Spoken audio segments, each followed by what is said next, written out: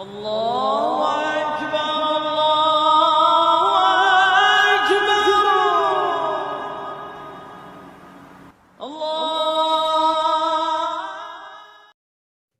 دوستوں، آج میں آپ لوگوں کو کولکاتہ کی ایک مشہور مسجد جس کو ناخدا کے نام سے جانا جاتا ہے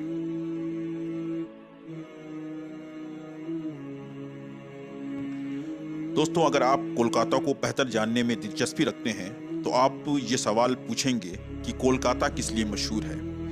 اس صورت میں یہ مضمون آپ کو مدد کر سکتا ہے کہ کولکاتہ جو پہلے کلکتہ کے نام سے جانا جاتا تھا، مغربی بنگال کا دارالحکومت ہے، جو ہندوستان کے مشرقی حصے کی ایک بڑی ریاست ہے۔ اس شہر سے لکھنے والے مصوروں، رقاصوں اور فنکاروں کی ایک بڑی تعداد آنے کی وجہ سے یہ ہندوستان کا ثقافتی دارالحکومت سمجھا جاتا ہے۔ کولکاتہ ایک بہت بڑا شہر ہے جس کی آبادی 15 ملین سے زیادہ ہے۔ کولکاتہ کو خوشی کا شہر بھی کہا جاتا ہے۔ اس مسجد کی سنگ بنیاد 11 ستمبر 1926 کو رکھا گیا تھا۔ یہ وہی مسجد ہے جہاں پر گاندھی جی نے ایک مدرسے کی افتتاح کیا تھا۔ یہ مسجد سکندرا آگرہ میں مغل شہنشاہ اکبر کے مقبرے کی تقلید کے طور پر کچی میمن جماعت کی طرف سے بنائی گئی تھی، جو کچی میمن کی سنی مسلم کمیونٹی کی ایک چھوٹی سی جماعت تھی۔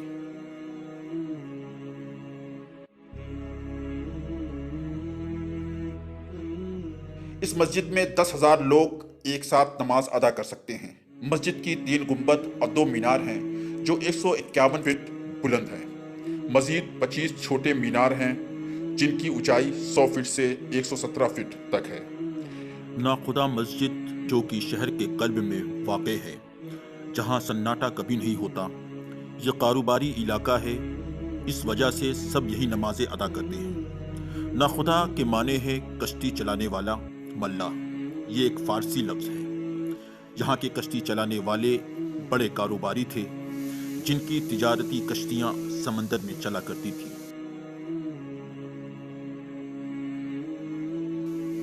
اس مسجد کو 150 سال سے زیادہ ہو چکے ہیں۔ جس وقت یہ مسجد بنی تھی، یہ متحدہ بنگال کی سب سے بڑی مسجد تھی۔ مسجد کی عبارت 5 بیگھے سے زیادہ زمین پر ہے۔ بہت زمانہ پہلے یہاں پر 2 مسجدیں ہوا کرتی تھی، انہیں جوڑ کر یہ عظیم الشان مسجد بنا دی گئی، جو ایک اتحاد کی عظیم الشان مثال قائم کرتی ہے۔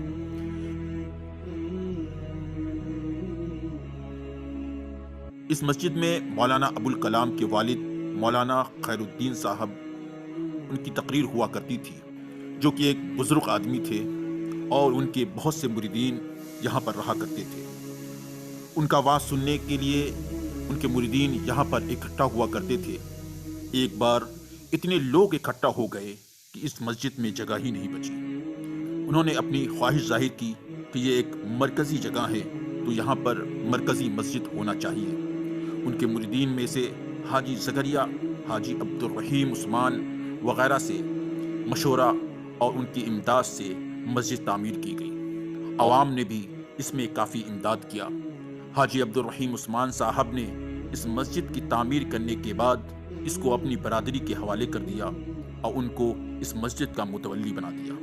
اب اس کے بعد آج تک انہی کے خاندان کے لوگ اس مسجد کے ذمہ